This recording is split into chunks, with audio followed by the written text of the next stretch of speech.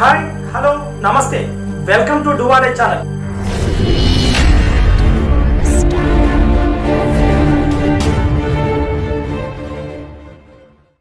మీరు మొదటిసారిగా మా ఛానల్ని విజిట్ చేస్తున్నట్లయితే సబ్స్క్రైబ్ చేసుకునే ప్రయత్నం చేయండి.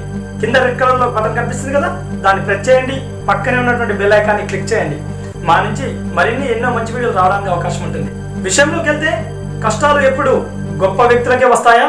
సామాన్య జీవితంతో మొదలైనటువంటి అత్యంత గొప్ప స్థాయికి వెళ్ళేటటువంటి వ్యక్తులకే వస్తాయా? మీలో ఉన్న గుణాలని బయటికి వెలికి తీయడానికే వస్తాయా? ఇది ఒక అద్భుతమైన అవకాశమా? ఇది తెలవాలంటే మీరు ఈ వీడియోని పూర్తిగా చూడాల్సిందే. అతను విధిని గెలిచిన గొప్ప విషాద నాయకుడు. బాధల వల్లే మనిషి బలవంతుడవుతాడు, కష్టాల కొలిమిలో కాలితేనే బతుకు బంగారం అవుతుందన్న విషయానికి అతను చక్కటి ఉదాహరణ. అతను ఎవరో కాదు, జర్మన్ తత్వవేత్త నిషే కొటారి. అతని జీవితాన్ని ఈ రోజు ఇన్స్పిరేషన్ లో భాగంగా మీ ముందుకు తీసుకొచ్చే ప్రయత్నం చేస్తాం. ఈ వీడియోని చూస్తున్నంతసేపు అతనికి వచ్చిన కష్టాల ముందు మనకొచ్చే కష్టాలు అత్యంత చిన్నమైన బాధలుగా అనిపిస్తాయి. అసలు మనకు వచ్చిందో కష్టమా అనిపిస్తుంది. నిషే జీవితం అంతా రోగాలమయమే.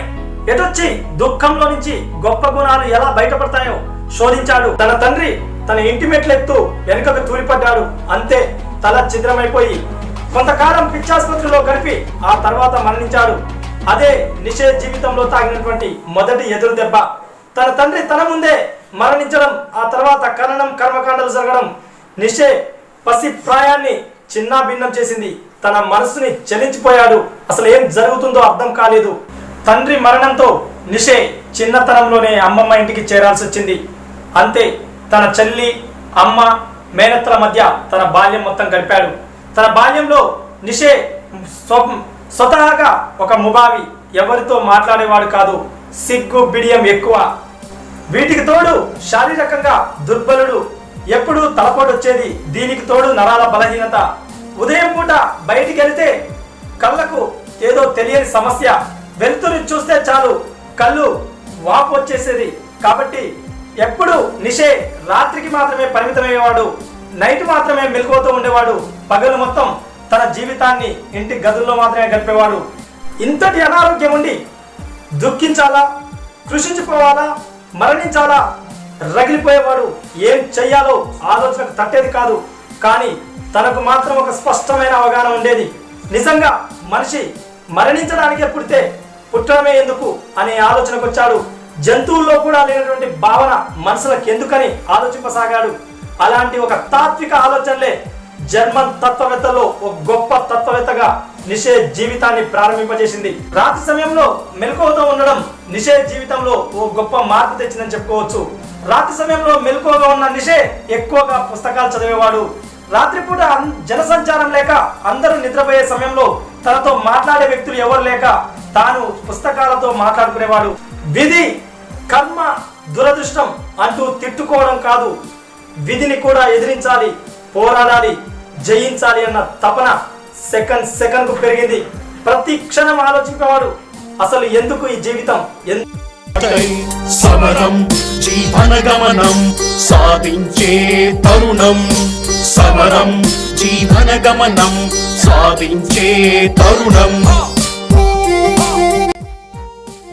పోరాడాలి, తిరుగుబాటు చేసేంత శక్తి పొందాలి, అసలు జీవించాలన్న కోరిక అన్నిటికీ మూలమవ్వాలి.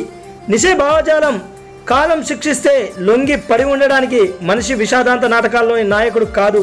విధిని ఎదిరించి తలెత్తుకొని సగర్వంగా నిలబడగలిగే అసలు సిసలైన హీరోనే మానవుడు. జీవితాన్ని ఉన్నట్లుగా ప్రేమించాలి. బతుకు బండిని పరిగెత్తించే చోదక శక్తి ఒక్కటే, ఆధిక్యం పొందాలన్న కోరిక. ఇందుకోసం మానవుడు ఏదైనా చేయాలి. తోటి మానవులపై, ప్రకృతిపై, పరిస్థితులపై, అనారోగ్యంపై, బాధలపై అన్నిటిపైన మనిషి పోరు ప్రకటించాలి. ఇది నిషే తత్వం. దీనికి మూలం నిషే పొందిన శారీరక బాధల్లో ఉంది. తన బలహీనత నుంచి తనకే ఓ మానసిక రక్షణ శక్తిని పొందాలనుకోవడమే నిషే సిద్ధాంతానికి పునాది. బాల్యం నుంచి అంతకంతకు బలహీనమవుతూ వచ్చిన నిషే దేహం చివరికి ఉన్మాద స్థితి పొంది 10 ఏళ్లు పిచ్చాసుపత్రిలో గడిపి 19వ సంవత్సరంలో మరణించాడు. తనను తాను అధిగమించి సంకల్ప శక్తితో మనిషికి రూపమిచ్చాడు. మీకు వచ్చినటువంటి సమస్యనే సమస్యగా భావించకండి. మనకంటే ఎక్కువగా సమస్యలు ఉన్నటువంటి వ్యక్తులు ఎంతో మంది ఈ ప్రపంచంలో గొప్ప వ్యక్తులుగా మారారు. ఆ విషయాన్ని మర్చిపోవద్దు. మరొక వీడియోతో ప్రతి వారం ఇలాంటి ఒక స్ఫూర్తిదాయకమైనటువంటి వీడియోలని మేము ముందుకు తీసుకొచ్చే ప్రయత్నం చేస్తాం. అప్పటి వరకు వీడియోలను వాచ్ చేస్తూ ఉండండి. ఇది మీ బాలాజీ చిరబోయిన మీ డువాడై ఛానల్. మనం కూడా గొప్పగా ఆలోచిద్దాం. బాధలను కష్టాలను చిన్నగా ఉన్నాయని భావిద్దాం.